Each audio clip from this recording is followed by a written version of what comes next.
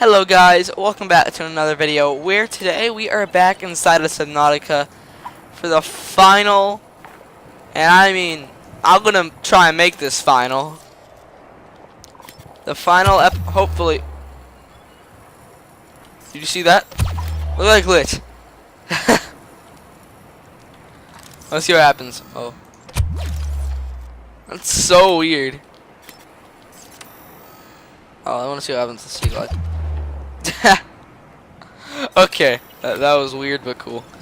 Let's set it today. Oh, I mean, should set it today. There we go. So we're gonna start reading now. Okay, here we go. 40 left, and they're all flora. Exploitable, which means you can use them. Acid mushroom. A common spore-bearing fungi species, the flesh contains highly acidic compound which leaches excuse me, which leaches, I lost my place, I'm stupid, into the water if the outer skin is penetrated. It is not clear whether which predator species necessity, oh my gosh, I'm not good at reading, necessitated such extreme countermeasures, but the acid mushroom's numbers suggest that it has successfully deterred most of them. Assessment inedible. Acid has applications in battery fabrication. Bloodroot. These root systems generally extend from one cave wall to the other. Oh, by the way, acid mushrooms you normally find in the shallows. But this is just dangerous. I mean, no, it's not dangerous. It's just creepy. Let's look at that. Threat level, not dangerous at all. It's just creepy. It's in the blood kelp. I'm not going there because I would if they didn't have a picture, but okay then. These these root systems generally extend from one cave wall to the other. One coiled root system. Where this root system breaks through into open water, its tendrils coil around one for another for enhanced structural integrity. Cave wall rooting, where the root meets the cave wall, it penetrates into the rock and continues to grow, albeit at a slower rate. Both blood roots and blood vines produce blood oil. Those things, little red things on it, confirming that they are in fact one and the same flora species. The majority of the root system thrives within the rock itself, occasionally breaking into open water and reaching untapped mineral resources, or generating vines which to feed on water-based nutrients. And this is the blood vine. This is the top of the blood root. Wait, has a little... oh. It's slightly dangerous? What? Oh, man. Oh, bloodroot's also slightly dangerous. Or is it just...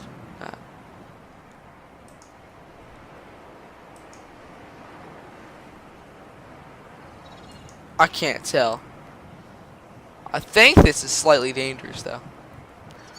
This species of kelp grows in sparse copses deep in the ocean, on the ocean floor, and provides shelter for an array of distinct fauna and megafauna. Survival at these depths is challenging, and the life forms which make their homes here have developed unusual coping mechanisms, including a bleaching of skin pigment, dependency on naturally occurring metals and oils adjust to the temperature and pressure, and even in some cases, even electrical defense mechanisms, like the shocker, or amp eel now. Keep calling it a shocker. The vibrant red oils which seep from the blood vine coagulate into semi-hard pulses, which frequently fall loose to form a vital foodstuff for the local ecosystem, or otherwise or are otherwise reabsorbed into the ground over time. Bulbo tree, bulbo tree,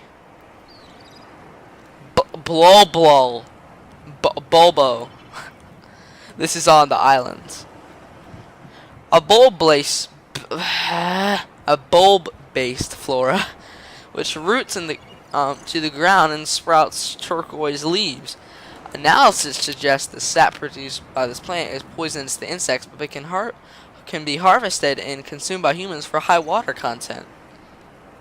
Good, good, good. Edible, high water content. Chinese potato plant. What? It's on Earth?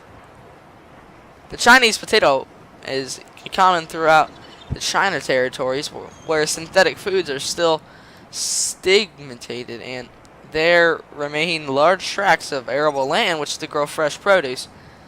Genetically designed prior to prior to the expansion, which is when Altera happened, I'm guessing. The plant is highly adaptable to different environments and a staple of new colonies galaxy-wide. Assessment edible. Wait, what? Oh yeah, creep vines are edible, I remember now. A kelp species with concentrated in large forest. In shallow, sandy waters, loose roots anchor the plant to the seafloor. From where it grows steadily toward the surface in pursuit of sunlight. This stem is fibrous and rich in iron, making it both a viable base material for fabrication of textiles, as well as a basic foodstuff. Vital alien resource, edible, construction, and for construction applications, very, very good. By the way, this may not be relevant, but I just decided it may be interesting for you guys to know that there was once something called the terraformer in Subnautica. You could change the landscape using it. You could also be able to dig in the past as well. But now they made a normal map for Subnautica, just like a map where it's just simple. It's a map where basically there's that place is over there, that place is over there. Every single world is the exact same. You just have different worlds when you want to do different things. So yeah, that's basically that.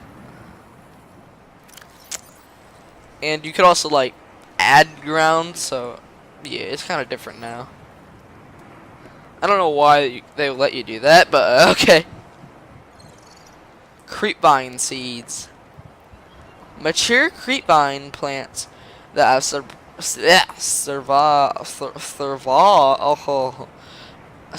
the predation of small herbivores may produce these bioluminescent seed clusters, which may be knocked loose by currents or consumed by later deposited by predators. Okay, and the embryo is surrounded by a thick oil and silicone layer. Man, it's dark out here. Which would just disperse into the ground as the outer skin deteriorated.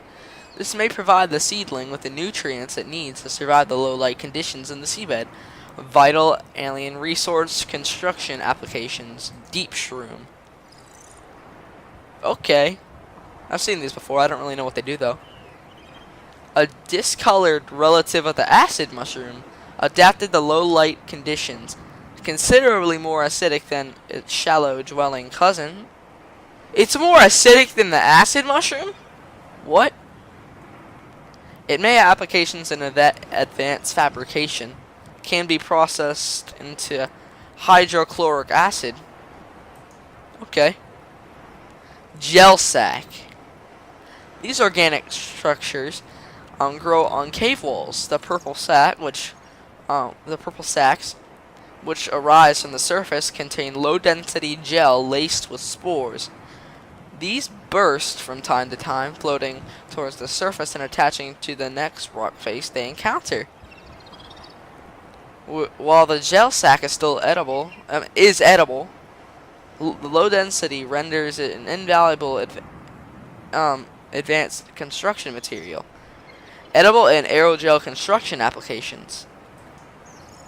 So if you're dying from hunger, you can just use this as for construction. If you want. Lantern tree, a conglomeration, oh my gosh, of individual vines which rely on one another for structural support. It grows exclusively on fertile land. Each vine produces orange lantern-shaped fruits with minimal nutri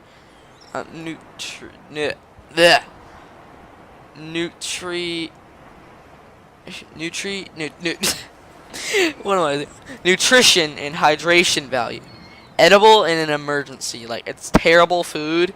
Like, it doesn't feed you that well. But it is edible if it's like your last chance of survival. Marble melon plant. This plant collects water from the air rather than relying on its root system and produces large, fleshy fruits which are both edible and have atypically high water content. Edible, high water content. Nice. And sulfur plant. These plants appear to serve as nests for explosive organisms which guard them. The outer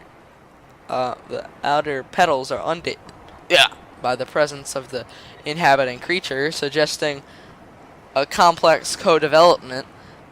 The plant has evolved to feed on nutrients and minerals deposited within it by the fish. Sulfuric deposits on the inner leaves provide an insight to the mechanism by which the creatures explode. Assessment sulfur has applications in the construction of the repair tool.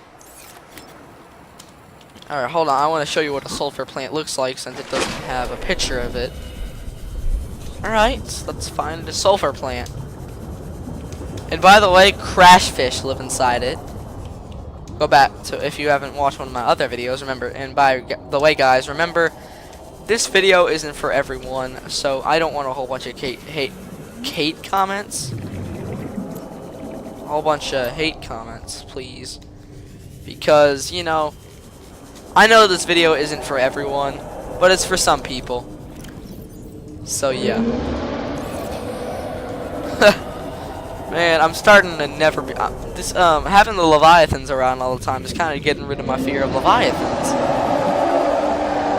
Playing Subnautica a lot kind of got rid of my fear of Subnautica. Sulfur deposits in the local cave systems. Yep. Sulfur is Why an is this here? essential component of the repair tool. Replayer. You said replayer tool. Like replayer tool. I'm trying to find a crash fish. There we are. This is a sulfur plant. Now let me show you what happens when you're in survival.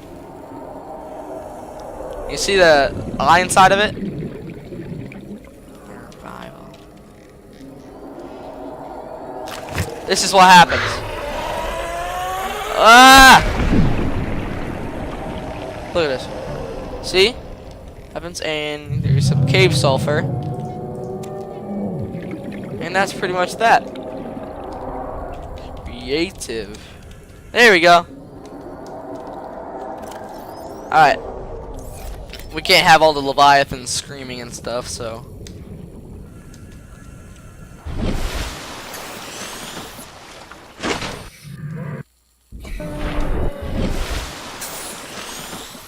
Alright. It's so weird. I'm looking down and I feel like those are my feet. Alright, anyway, let's go to land things that aren't really helpful. Fern palm. This specimen was first identified by in an artificial grow bed on the island. The island, it is not listed in existing flora databases, so it's unclear whether or not it's native to this planet. Genetic code shares some feature with other local plant life, but this may be the result of DNA transfusion. rather than natural. There's no evolution, people. Learn it already.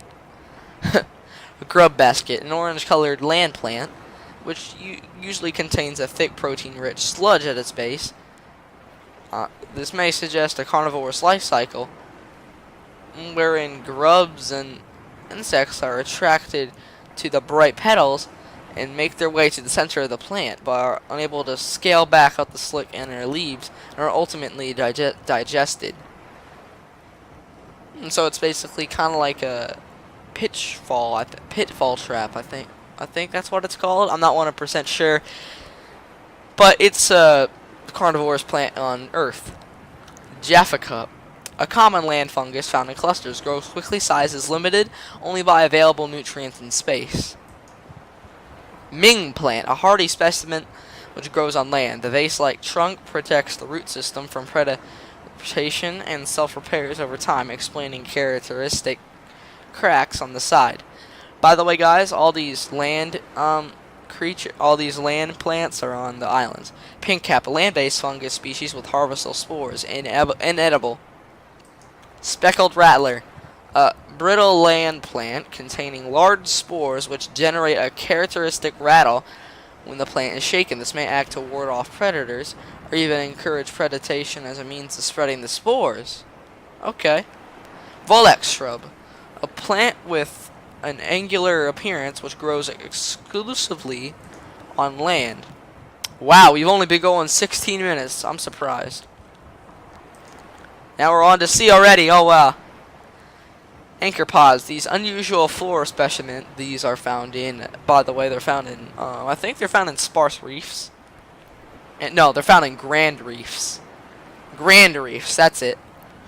Which are like very, very deep reefs, deeper than sparse reefs. And sparse reefs are like 300 meters down, 350 meters down. These are like 500 meters down. Anyway, these unusual flora specimens have been encountered exclusively on the deep reefs. They consist of large spherical gas-filled membranes. A large spherical gas-filled membrane anchored to the seafloor by its root system. It's a pretty cool root system, eh? They actually glow at those depths. At these depths, it is unlikely this structure designed to enhance access to sunlight, but rather the possibility to propagate. I don't know what that means, but you guys tell me, okay? Once the pods attain sufficient height, they burst, releasing spores which catch the current and disperse around the local area.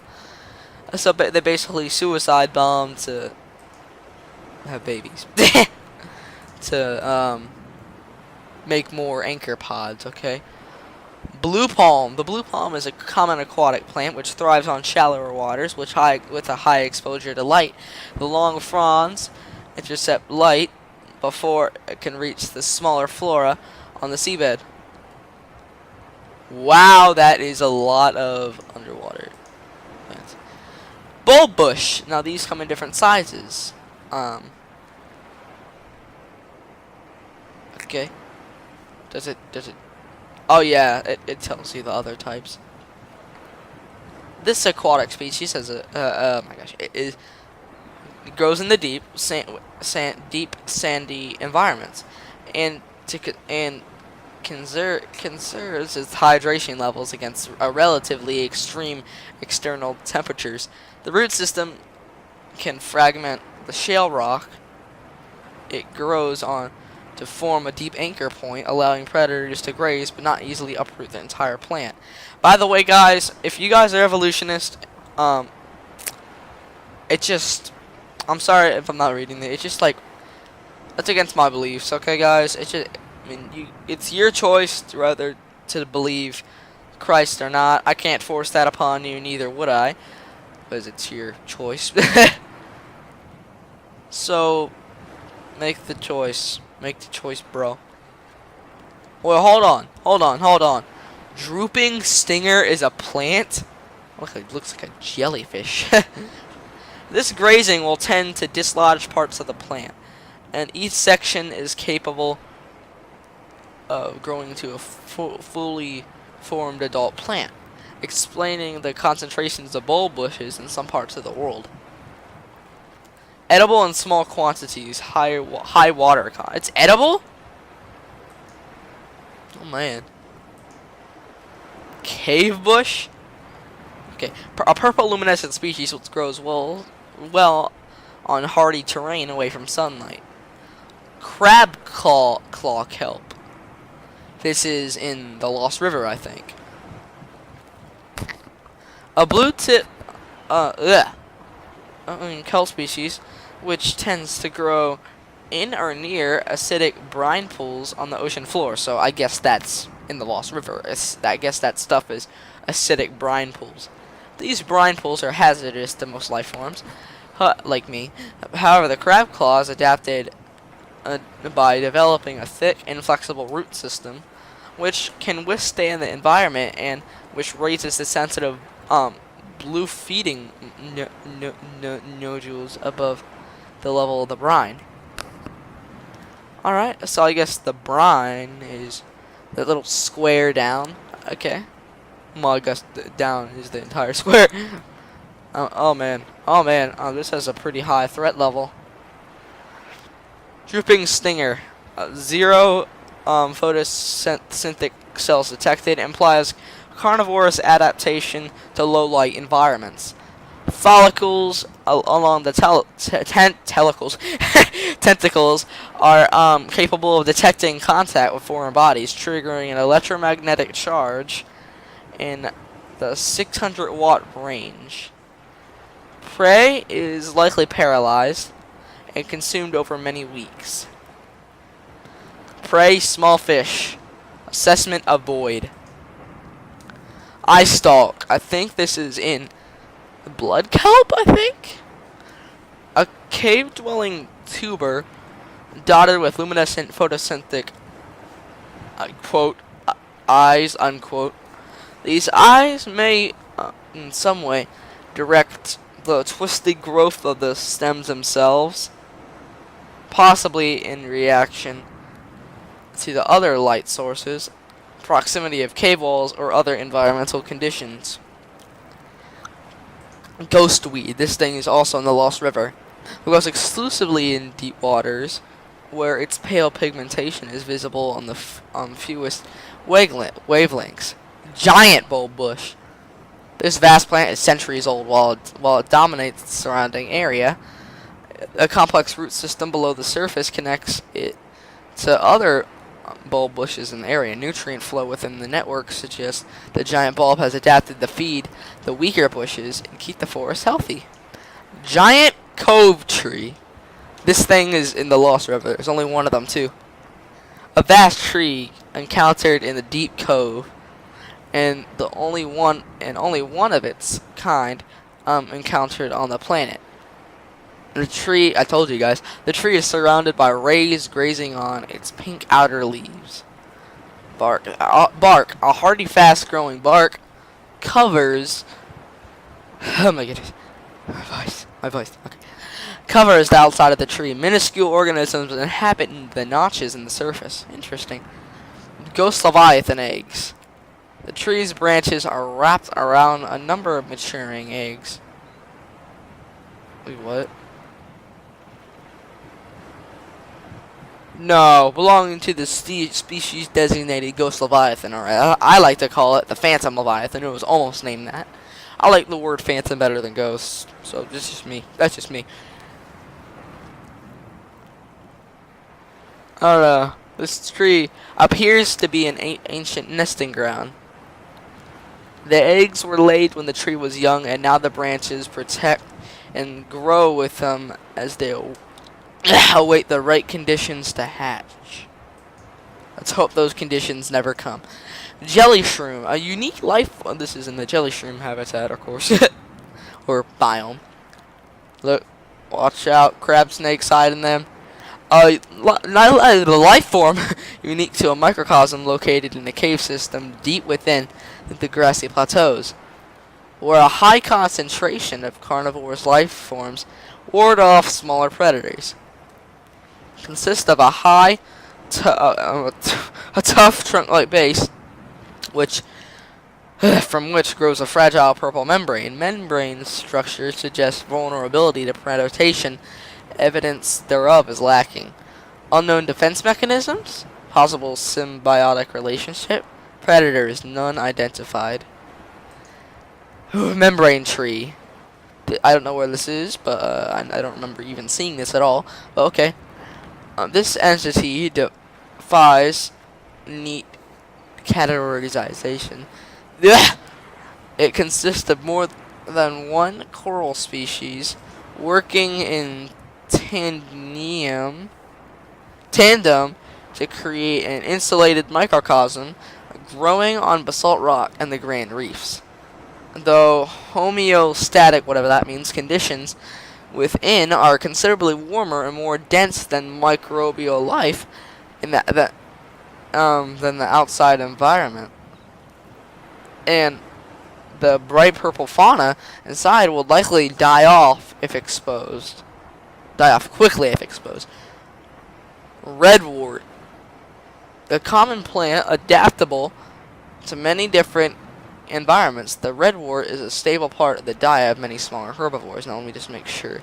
Yep, the tiger plant's in here, good. Regress shell, whatever that means. This species is composed of a complex series of regressing rings connected by tendrils. Rogue cradle. A complex cave-dwelling flora specimen. The bright yellow core of the plant is protected by a rigid cage, presumably to ward off medium-sized herbivores. Sea crown. I don't know where this is found, but I know the rogue cradle is found in caves. I think mountain caves? I'm not sure, though. This plant consists of primarily of large bladder-like sac containing a huge variety of bacterial species, which enable it to break down complex compounds it draws from the root system. Shares a large sections of genetic code with the membrane tree. Environment scans indicate that this plant is rare to the point of extinction. That's why I had no idea where I found it. Spotted dockleaf, a simple aquatic plant. Chemicals within the leaves act to neutralize poisons and acids found in other local specimens, thereby actively encouraging the predation by herbivores. Albeit in small quantities, this ensures the plant both spreads its seed, but retains enough surface area on its leaves to survive itself. Tiger plant. This plant has adapted descent fluctuations in the water at up to 15 m. Okay, and is capable of both prehensile movement of its tubes as well as the propelling of thorns at speeds up to 10 miles a second. That's insane. Or 10 meters a second. Oops. Although capable of incapacitating small herbivores, this plant lacks carnivorous digestive organs, which would be predators caught in its defensive perimeter to serve as a warning to other herbivores not to approach. It's a small threat level. Yeah. Would-be predators caught in defensive perimeter serve as a warning to other herbivores not to approach. And then they decompose. And then as they decompose, they serve as fertilizer for the tiger plant. Avoid or incapacitate. So what they do is that they just kill herbivores and make it fertilize them. Okay, tree leech, a parasitic fungus-like growth found attached to other life forms. An enzyme released by the organism which dissolves a hole in the skin of the host, which it leaches nutrients directly. The outer tooth-like lined jaw serves no identified purpose. It may be used during a different stage of the organism's life cycle. Exploitable fungal enzymes. So I think this is actually on the mushroom trees. Vein nettle, a common shallow water plant which frequently shows signs of predation around the edges of the leaves. Thick violet veins carry nutrients to the extremities of the fan, and brightly colored seeds grow around the base and stem. Violet bow, I think. A common luminescent plant which grows in patches on the seabed. And finally, the final one, writhing weed, well adapted to both shallow waters and cave systems. This plant lives in symbiosis. Ow. What? Okay. I guess, okay, that was very weird. We're back to hashtag I ride Leviathans again. Okay. This plant lives in symbiosis with coral species, which forms around the base of the stems. And we're done. We're done, guys. We're done. But first, I want to show you guys, that's a vein nettle. But first, I want to show you guys what a writhing weed looks like. Now, this isn't actually anything you can scan, weirdly. Let's find it. Let's find our little thing here. This is the giant coral tubes. So many things we scanned. The whatchamacallit, creep vine. Oh, that's our spaceship. Spaceship! I'm looking for the writhing weed. It's a brain coral. That's a boomerang. I'm so smart now. Thank you, PDA and God. This is a writhing weed. Right here. This right here is a writhing weed. Oh, you actually got something from it. Inventory. Cave sulfur in. Writhing weed seed. Drop. There it is. Very interesting. Oh man, that thing goes fast. When attacked. Anyway, guys, we are done with Subnautica reading the PDA. How long has this video been? About 30 minutes. Wow, that's the shortest PDA reading we've ever done. I'm actually very surprised, guys. Know what I mean? I'm very surprised it was only this long. I'm surprised you can't walk on this, by the way. You kind of can. Look how weird that looks. The animation is swimming. Come on. Oh wow.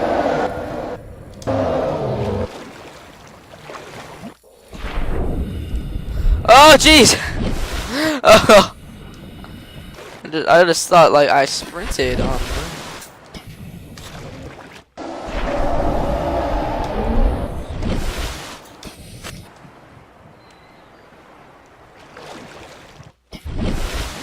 Okay.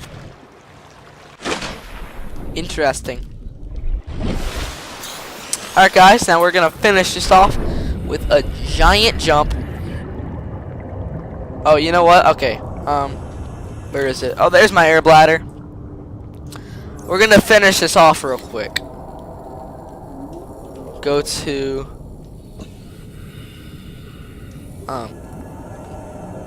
Grand Reef. Oh, I'm sorry. Biome. Grand Reef. What? Biome Grand Reef. Passing 100 meters. Oxygen efficiency Biome. decreased. Passing 200 meters. Biome Oxygen efficiency greatly deep. decreased. Deep Grand. What is that? Now we're deep. 500 meters, in fact. We're gonna do the ultimate jump, air bladder jump that ever happened. All right, made it out of the cave. Let's go. Let's go, boys. We're going. Oh, jeez. Hold on. Hold on. There's something else we haven't found yet. Oh, that's a membrane tree. Oh, man. All that for nothing. Actually, now I can go a little bit deeper. We're going to do this, guys. I'm going to do the ultimate jump. I heard a warper. Kind of scares me. We're gonna go now. Here we go. Ha! Ha! Hi! What are those creepy noises? Oh, there. Geez, there's a warper. We're going, guys.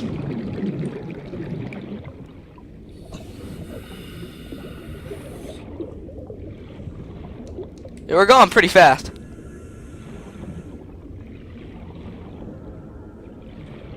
Whoa, whoa, whoa, whoa. What is that?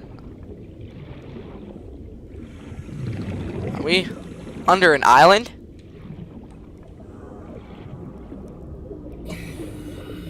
Yep, we're under an island.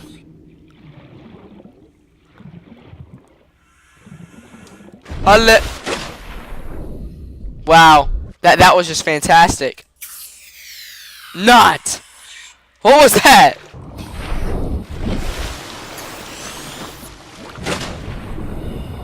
Man. So, we're right on the island biome, aren't we? Yeah, we are. Little did I know, the deep Grand Reef.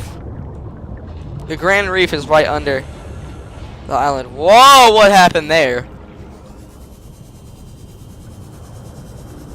What is that?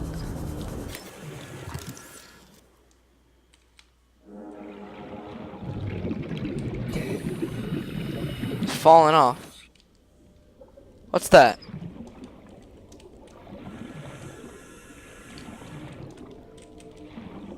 Something's going on weird. And cool looking coral shell plates. Hello. Giant, whatchamacallit? Floater. What is all this stuff? You guys beating the thing up?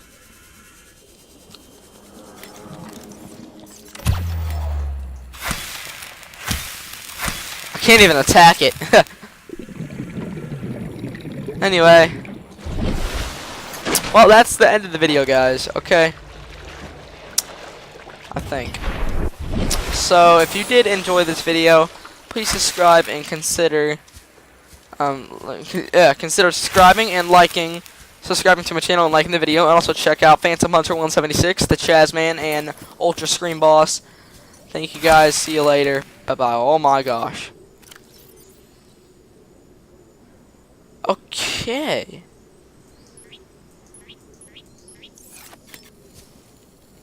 Oh, whoa, whoa. I feel like I'm gonna get jump scared. I don't know why. Okay, I'm done. Bye, guys.